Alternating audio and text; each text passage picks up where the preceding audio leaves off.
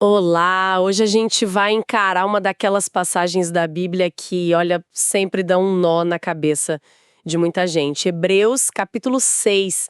É um trecho bem curto, mas que já causou, assim, debates intermináveis. E temos aqui um estudo devocional que mergulha fundo nisso. E a nossa missão hoje é desvendar a grande ideia por trás dele, que é a diferença, sabe?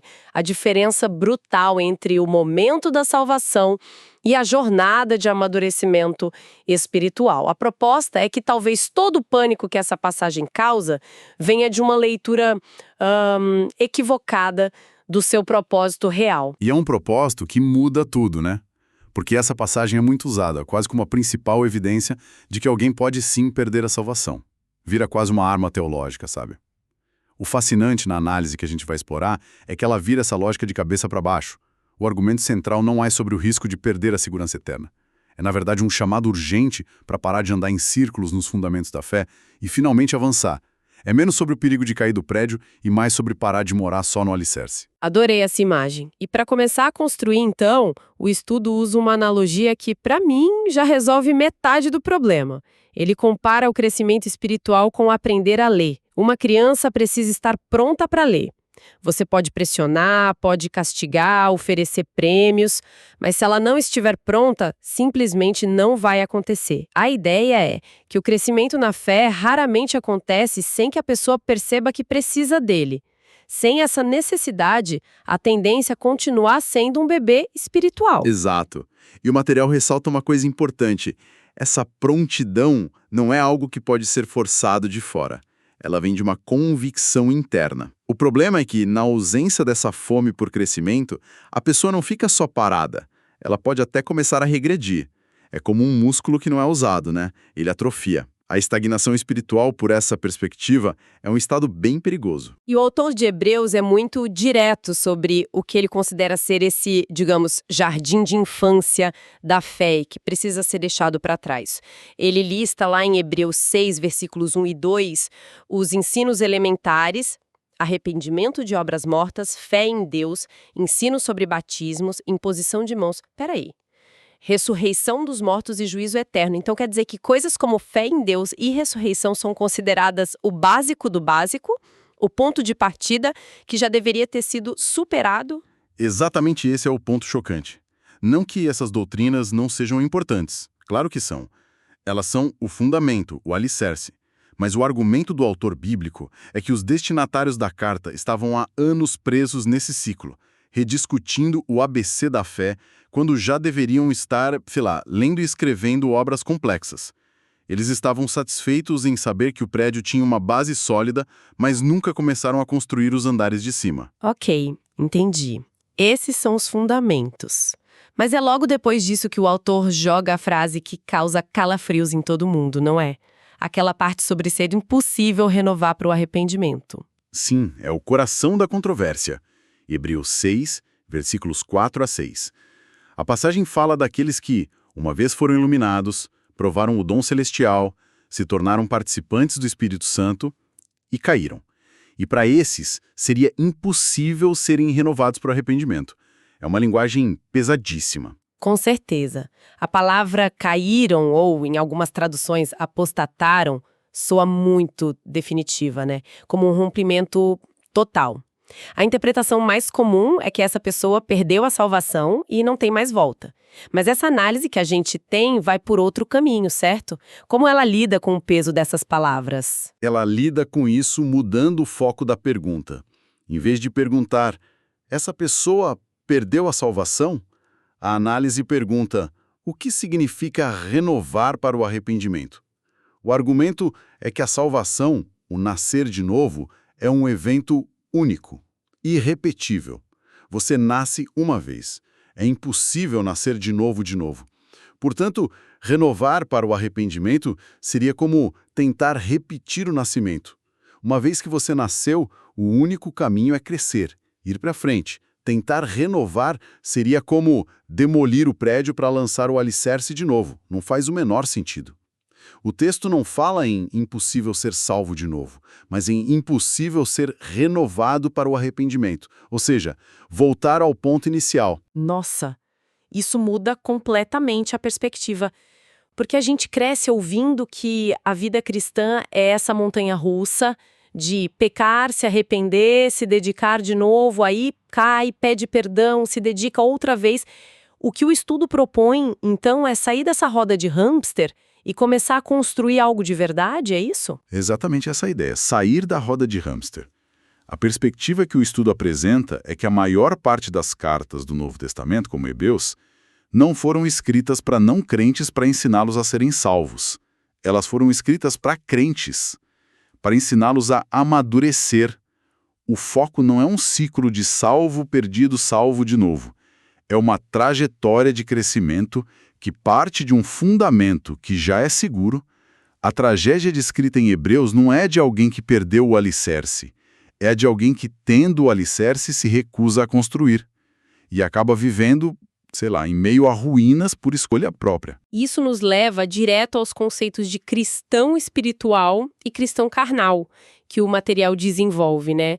O espiritual é o que está construindo e o carnal é o que fica parado lá no alicerce. Perfeito. O termo carnal vem do apóstolo Paulo em 1 Coríntios.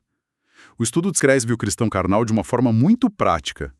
É aquele crente que está na igreja há 20 anos, mas ainda se assusta com os mesmos desafios, ainda luta com as mesmas dúvidas básicas e se ofende com as mesmas coisinhas. Ele conhece o beabá da fé, mas nunca aprendeu a ler o livro inteiro. Ele nasceu de novo, sim, mas está espiritualmente atrofiado. E essa condição se conecta diretamente com uma prática que o estudo critica duramente. Uma visão meio distorcida da consagração ou dedicação. Isso é muito comum, né? Aquele ciclo de ir a um retiro, se sentir super renovado, fazer um monte de promessas e 2 semanas depois estar de volta na estaca zero, se sentindo um fracasso ainda maior. O que é fascinante aqui é como a análise conecta essa mentalidade de rededicação constante a uma armadilha espiritual bem específica. Ficar preso em Romanos capítulo 7. É aquele capítulo que descreve uma luta interna intensa, resumida na frase: "Miserável homem que eu sou. Quem me livrará do corpo desta morte?"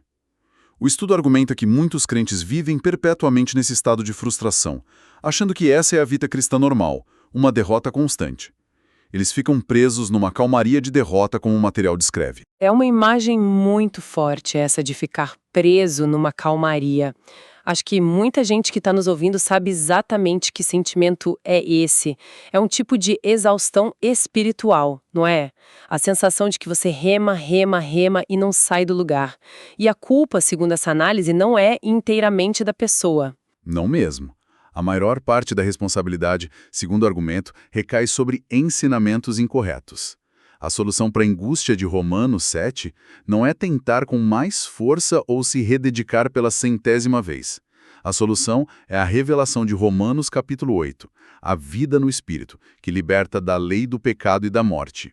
O problema, e essa é uma crítica forte no material, é que poucos líderes religiosos hoje realmente entendem e muito menos ensinam como viver essa realidade de Romanos 8.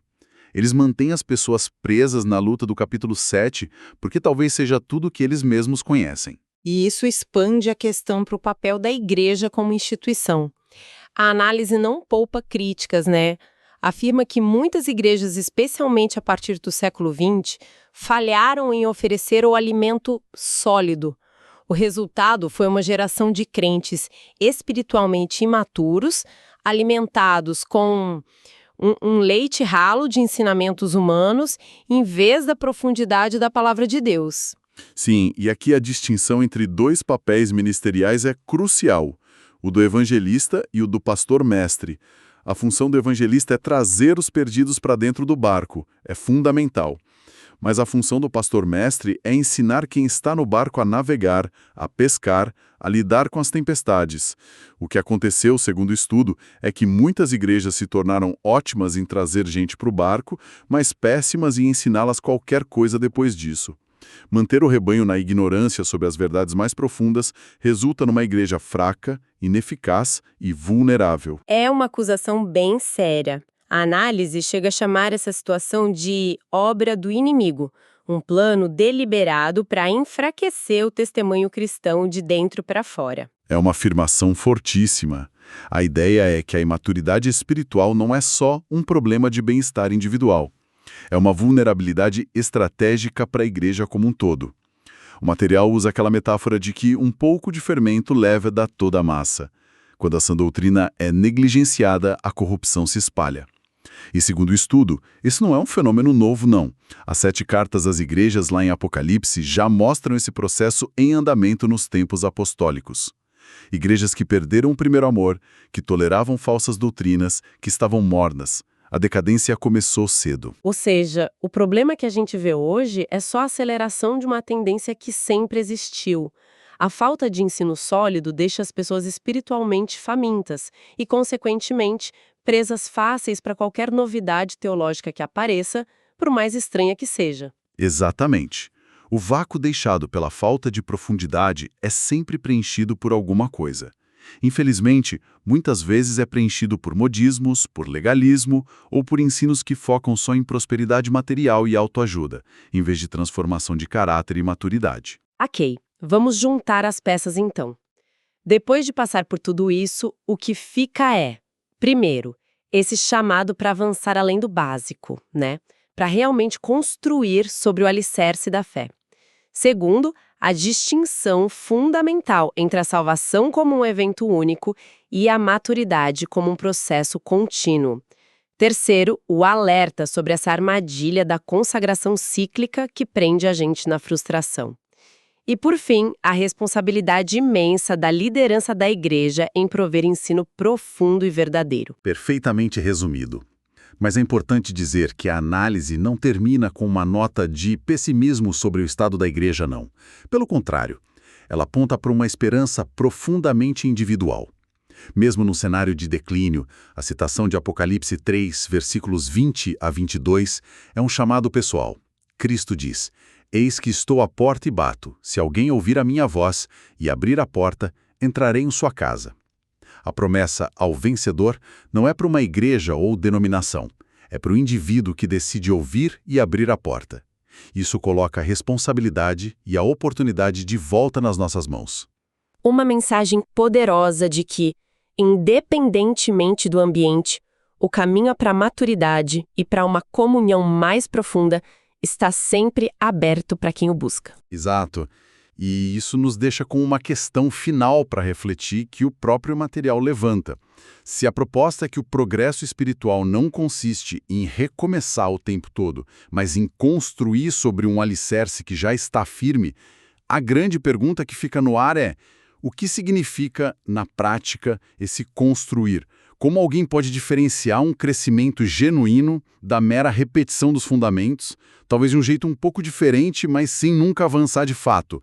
Como a gente sabe que está levantando um novo andar no prédio e não só repintando o térreo com uma cor nova?